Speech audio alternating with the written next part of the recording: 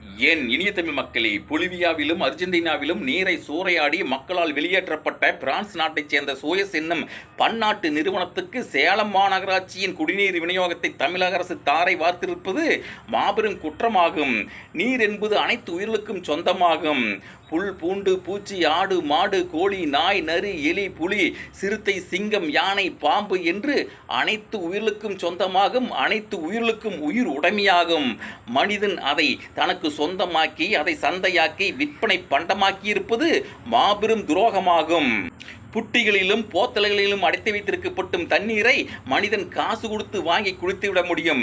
ஆனால் காகமும் குருவியும் மைனாவும் என்ன செய்யும்? மனசாட்சி என்று ஒன்று வேண்டாமா?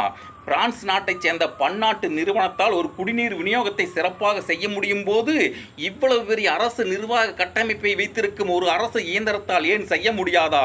பன்னாட்டு நிறுவனங்களின் முதலாளிகள் தங்களுடைய லாபத்துக்காக மட்டும்தான் வேலை செய்வார்களே தவிர ஒருபோதும் மக்களின் சேவைக்காக செய்ய மாட்டார்கள். இதுதான் தமிழக மக்கள் தேர்ந்தெடுத்த மாற்று அரசாங்கமா? தமிழக வெற்றி கழகம் வைக்கும் மாற்று அரசியலா?